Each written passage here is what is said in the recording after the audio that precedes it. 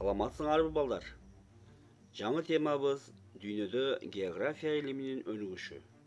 Бул темадан негизги географиялык ачылыштар жөнүндө биле аласыңар. Анда баштадык. Биздин доорго чейинки 5-кылымда байыркы грек окумуштуусу Парменид Элея жердин формасы жөнүндө алгачкы ойлорун айткан. Биздин доорго чейинки 4-кылымда жашаган байыркы грек окумуштуусу Евдокс Критский жердин шар формасында экендигин алгачкылардан айткан. Дагы бир окумуштуу Аристотель жердин шар формасында экендигин негиздеген. Байыркы грек окумуштуусу Эратосфен жердин өлчөмү, көлөмү жөнүндөгү так ченелөрдү берген. Байыркы грек окумуштуусу Поsidоний жердин өлчөмү, көлөмү жөнүндө анча так эмес ченелөрдү берген. Дагы бир грек окумуштуусу Кратес алгачкы глобусту түзгөн. Бул анын глобусу. Биздин замандын 2-кылымындагы грек окумуштуусу Птолемей ааламдын борбору жер жана аны күн планеталар айланып жүрөт деген теорияны иштеп чыккан. Италиялык көпөс жана саякатчы Марко Поло европалыктардан алгачкы болуп Кытайга саякат жасаган. 1471-74 жылдары орус окумуштуусу Афанасий Никитин Индияга саякат жасаган. 1488 жылы португалиялык саякатчы Бартоломеу Диаш Африканын түштүгүндөгү илгери үмүт тумшугун ачкан.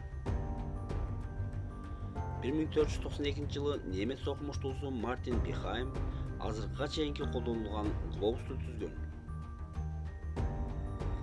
1492 жылы испаниялык саякатчы Христофор Колумб али белгисиз Америка жээктерин ачкан.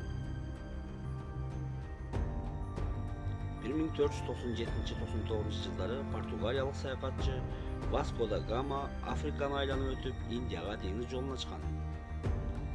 1519-1521 жылдары испаниялык саякатчы Магеллан алгачкы дүйнөнү айланып түзүү экспедициясын жетектеген. 1606 жылы голландиялык саякатчы Вильям Янсон Австралиянын Карпентария булуңуна жеткен. 1648 жылы орус саякатчысы Семен Дежнев Түндүк Муз океаны менен Тынч океандын ортосундагы кысыкты ачкан. 1766-79 жылдары Англиялык деңиз саякатчысы Джеймс Кук жер шарын кеме менен 3 жолу айланып чыккан.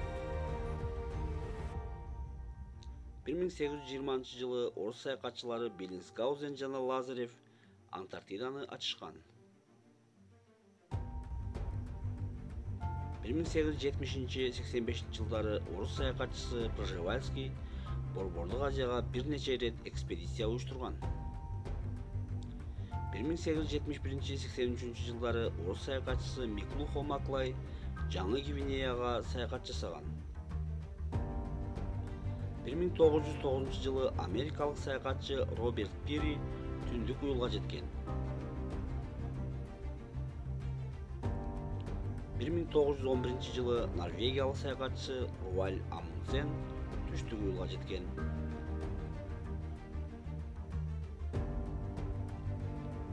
1957 жылы Витязь илимий издөө кемеси океандын эң терең жерин ченеген. 1957 жылы жердин жасалма спутниги космостон жердин биринчи сүрөтүн тартып алган.